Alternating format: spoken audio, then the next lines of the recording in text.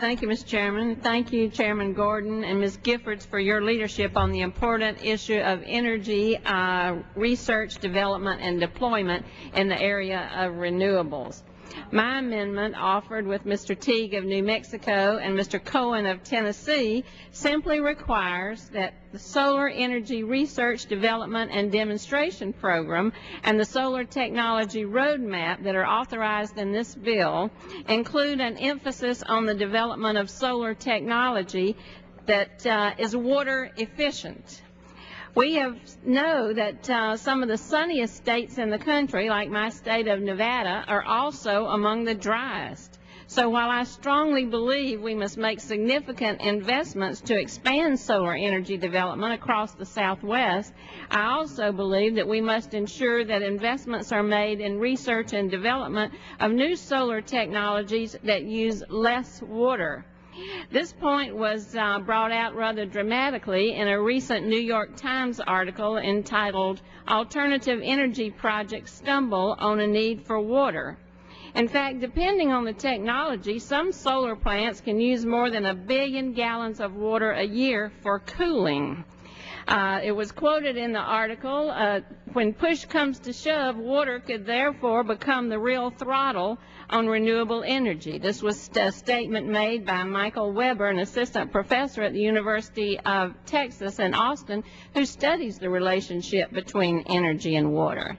Now, to date, this conflict between energy and water has occurred mostly in the Southwest, where there are dozens of multi-billion-dollar solar power plants that are planned for thousands of acres in the desert. While most forms of energy production include some kind of water, water's availability is especially limited in the sunny areas that are otherwise well suited for solar farms. So as we can see, this could possibly lead to a new age version of a Western water war. Long have we heard the saying in the West that whiskey is for drinking and water is worth fighting over. We don't want to see that happen again.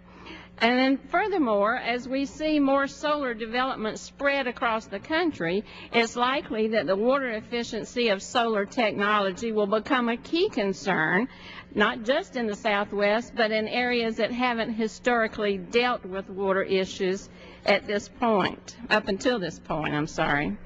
Investing in research that as we develop solar technologies that are water efficient is a win-win for the environment. We will use less fossil fuel and less water. At the same time we do this, we have the potential to remove a major obstacle to the speedy siting of utility-scale renewable energy projects.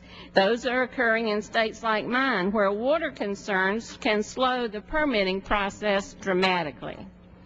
Investments in the development of solar technology products that are water efficient will save water, they will save energy, and they will ultimately bring down the cost of these products so that we can move more quickly to a clean energy economy. So I thank you again, Mr. Chairman, and I reserve the balance of my time. The lady reserves. For what purpose does the gentleman from Texas rise? Mr. Chairman, I rise to claim time in opposition to the amendment, although I'm not opposed to it. The gentleman is recognized without objection for 5 minutes. Mr. Chairman, I have no objection to this amendment. It's a good amendment. As solar energy can be a large user of water, and we're looking at ways to reduce the use of water in all forms of energy production, I think it's a very good amendment. With that, I yield back the balance of my time. Gentleman yields back. The gentlewoman from Nevada is recognized. Thank you, Mr. Chairman. As Daniel Kemmer, who is the director of the Renewable Energy and Appropriate Energy Lab at the University of California in Berkeley, stated, as intensive renewable energy development spreads, water issues will follow.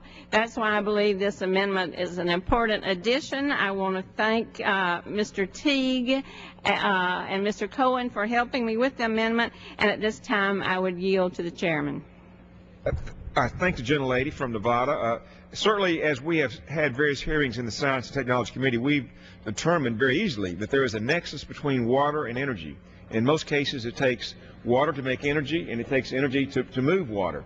And certainly in the area of large plants with solar thermal, there is a lot of use of water in that regard to make those plants more efficient. will help us to conserve water and help us with that nexus. And again, I thank the gentlelady for this good amendment to this good bill. All right, and I yield back. Thank you, Mr. Chairman. Gentlelady yields back.